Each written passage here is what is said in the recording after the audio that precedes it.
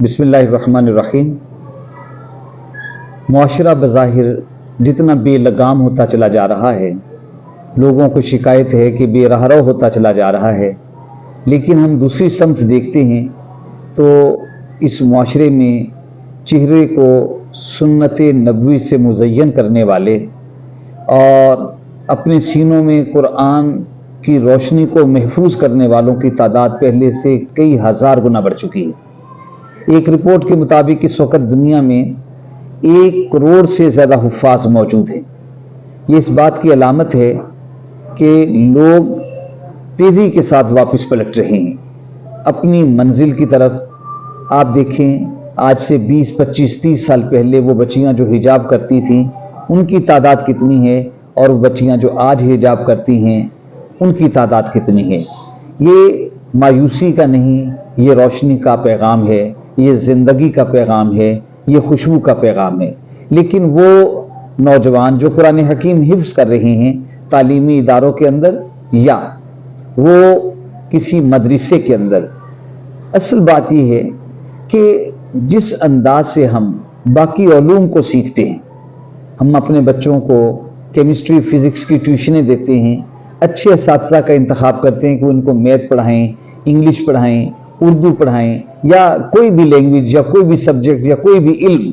تو ایسے ہی ہمیں ترجیح کی بنیاد پر ان طلباء کے اندر یہ شوق بھی پیدا کرنا ہے بحیثیت استاد، بحیثیت والدین، اور ان طلباء کو یہ شوق بڑھانا ہے کہ ہمیں قرآن کو سیکھنا ہے، کیونکہ تاریخ گواہ ہے کہ وہی لوگ دنیا کے اندر معزز اور رسپیکٹیبل ہوئے ہیں جنہوں نے قرآن کو اپنے سینوں میں محفوظ کیا، اس کی روشنی سے اکتساب فیض کیا، اور وہ لوگ جنہوں نے اس قرآن کی طرف اپنی پشت کر دی وہ پھر معاشرے کے اندر بھلا دیے گئے، وہ معاشرے کے اندر اور تاریخ کے اندر ان کا کوئی مقام موجود نہیں ہے۔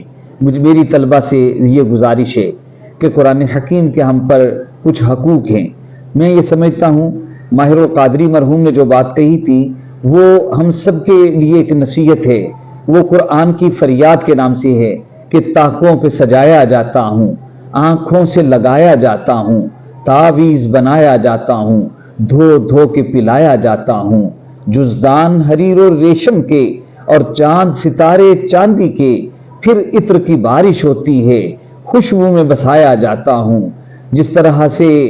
طوطا مینا کو کچھ بول سکھائے جاتے ہیں، اس طرح پڑھایا جاتا ہوں، اس طرح سکھایا جاتا ہوں۔ جب قول و قسم لینے کے لیے تکرار کی نوبت آتی ہے تب میری ضرورت پڑتی ہے، ہاتھوں پہ اٹھایا جاتا ہوں۔ کس بزم میں میری بات نہیں، کس عرس میں میری دھوم نہیں، پھر بھی میں اکیلا رہتا ہوں، مجھ سا بھی کوئی مظلوم نہیں۔ میرا احساس یہ ہے کہ یہ صدی قرآن کی صدی ہے، یہ قرآن کی روشنی کی صدی ہے۔ ضرورت اس بات کی ہے کہ وہ لوگ جنہوں نے قرآن کو یاد کر لیا، قرآن کو حفظ کر لیا،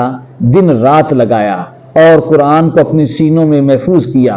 اتنی ہی محنت اب وہ قرآن کو سمجھنے کے لیے کریں۔ اور قرآن مشکل نہیں ہے، قرآن آسان ہے، اور یہ دعویٰ قرآن کا ہے کہ کوئی ہے جو اس سے نصیحت حاصل کرے کہ ہم نے اسے لوگوں کے لیے آسان بنا دیا ہے۔ اور جب ہم قرآن کو سمجھ لیں پھر اس کے ساتھ ہی ہمارا عمل شروع ہو جائے، کیونکہ ایمان اور عمل ساتھ ساتھ چلتا ہے، اور عمل صالح سے جس کو آج کریکٹر بلڈنگ کہتے ہیں، ہمارے کردار سازی جسے کہا جاتا ہے، وہ کردار سازی کی طرف ہم بڑھیں، اور پھر جو قرآن ہمارے عمل کا حصہ بن جائے، جو قرآن جو ہم سیکھ لیں اس قرآن کو دوسرے لوگوں تک پہنچانے کی کوشش کریں۔ ہاں، ہم تک ایک آیت ہی پہنچی ہو، اس آیت کو بھی دوسرے لوگوں تک پہنچائیں۔ یہ تواصی بالحق جو ہے یہ اخروی کامیابی کے لیے بھی ضروری ہے، اور اس راستے میں جتنی رکاوٹیں آئیں، جتنی مشکلات آئیں، جتنی تکلیف آئیں، ہمارے اندر انگیز کرنے کا،